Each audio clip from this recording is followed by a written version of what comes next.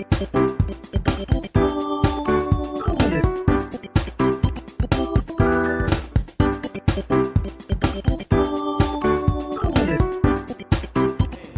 seja. Volte seus olhos aí para Isaías 9.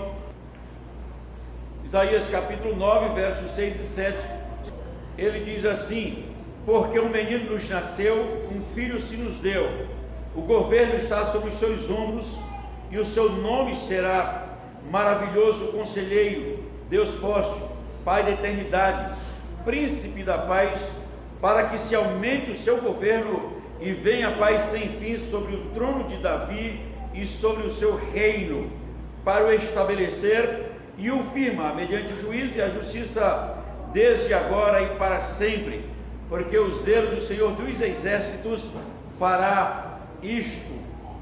E aí parece que esse ano passou tão rápido que parece que hoje nem é o primeiro domingo de dezembro, né? Outro dia você estava em dezembro, estava com os enfeites, estava se alegrando em dezembro do ano passado, e agora já chegou no final, né? Já chegou de novo em dezembro, época em que tem aí os brilhos, né, Penedo? Para quem mora aqui na região fica todo enfeitado, a casa, enfim, tantas coisas bonitas do Natal. Mas a gente vai pensar algo interessante aqui, que primeiro, Cristo não veio, dizem que Cristo veio para melhorar a sua vida. Cristo não veio para melhorar a sua vida, Cristo veio para transformar a sua vida. Se for só melhorar, você melhora e vai para o inferno, feliz da vida, de lá a coisa pipoca, né? Fica ruim. Mas o Cristo não veio para melhorar a vida de ninguém, ele veio transformar, fazer o indivíduo nascer de novo, e sem o novo nascimento a pessoa não irá ao céu, e as coisas melhoram, porque a Bíblia diz que o temor do Senhor é o princípio da sabedoria, e o conhecimento do santo é prudência. Então a vida melhora sim, mas não porque Cristo veio melhorar, é porque você nasceu em iniquidade e em pecado foi concebido. Aí o salário do pecado é a morte, o dom gratuito de Deus é a vida eterna. Então, como nasceu de novo, começa uma vida diferente. E aí é o ponto da Bíblia dizer que então nós temos paz com Deus porque nós fomos justificados. Aí ele disse, então nós temos paz com Deus. E aí ele vai para Romanos também, tanto Romanos 8:1 como 5:1, ele diz, nenhuma condenação há para os que estão em Cristo. Então isso é vida boa. Melhorou? Sim, porque nasceu de novo. E agora tem vida eterna? Sim. E aí quando se volta o pensamento para essa história de dezembro, do Natal, a gente precisa pensar por três segmentos pelo menos. É a manjedoura, é a cruz e a sepultura vazia. E aí você coloca um quadro ponto, que é a destra de Deus Pai. Se não pensar assim, o Natal é só uma história de compra e venda, né? De presente, do ir e do vir, do frenesi, né? Dos almoços, das jantas. Tem gente que nessa época, eu vou falar isso no primeiro domingo, para você não chegar dia 24 e estar mais cansado do que uma mão de obra extremamente grande, e geralmente sobra para as mães e para as sogras, né? Vai todo mundo almoçar na casa deles, aí aparece genro, cunhado, é uma festa. A velha ficou 3 dias fazendo comida, terminou, a nora diz, vamos embora filho, vamos embora amor, querido, coração, né? Como você chama? Ou então é o contrário, vamos lá minha querida, vamos, a gente tem compromisso na casa da outra sogra, mentira, vai só para chegar na porta, oi, vim só dizer tchau e dar um beijinho, só isso. Fica mais 3 dias lavando e botando a cozinha em ordem, né? Então aí a história do Natal e do almoço em família, ela se resume em canseira e enfado. É bom estarem juntos? Bom demais. É preciso? Sim. Acabamos de cantar o 1179, e aí nós vamos lembrando das histórias. Mas se nesse período eu não olhar para a história da manjedoura de Cristo, que era emprestada e ele a usou, se eu não olhar para ali, porque Isaías está há 740 anos desse episódio, mas ele coloca os verbos tudo no passado. Ele diz, porque o menino nos nasceu, ainda faltava 740 anos. Ele disse, um filho se nos deu, o governo está sobre os seus ombros, e ele fala de reino, mas é reino espiritual. Aí você entende isso lá em Colossenses 1, especialmente versículo 13, que diz que Cristo veio e nos transportou do império das trevas para o reino do Filho do seu amor, no qual temos a redenção e a remissão de nossos pecados. Essa é a história do Natal. O Cristo veio, implanta o seu reino, ele chegou a dizer: olha, o reino de Deus está próximo de vós. Depois ele disse: o reino de Deus está dentro de vocês, porque aquele que crê em mim, eu e o Pai viremos e faremos morada nele. Por isso, nós somos entusiasmados. Aí Colossenses 1,13 diz que nós fomos transportados do império das trevas para o reino do Filho do seu amor. E como é que você entende isso? Efésios 2, ele diz que antes de sermos transportados, estávamos mortos em nossos delitos e pecados, e por natureza fazíamos a vontade da carne e dos pensamentos, e éramos filhos da desobediência, como também os demais, e fazíamos a vontade do príncipe das trevas. Agora não. Como nasceu de novo e foi transportado, agora nós fazemos a vontade de Cristo, esse que nasceu. Então ele disse: olha, o menino foi dado, o menino nasceu, e aí agora nós estamos nele, o reino de justiça.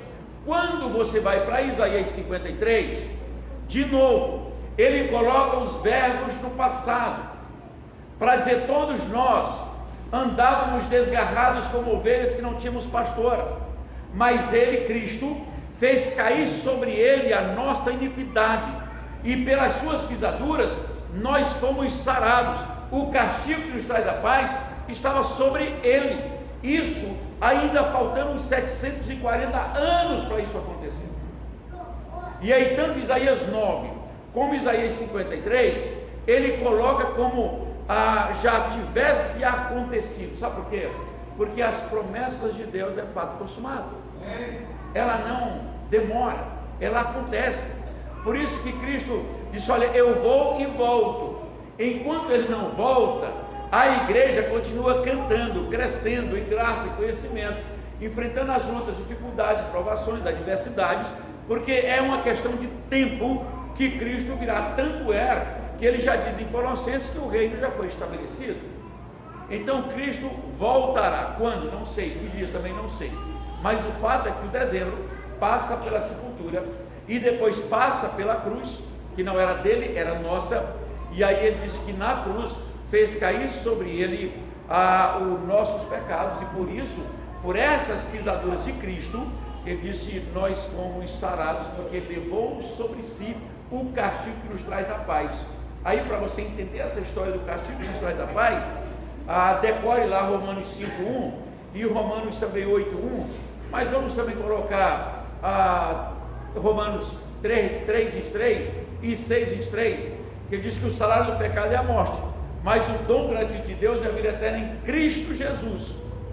E ele disse: e todos pecaram e destituídos estão da glória de Deus. Mas ele fez cair sobre Cristo aos nossos pecados.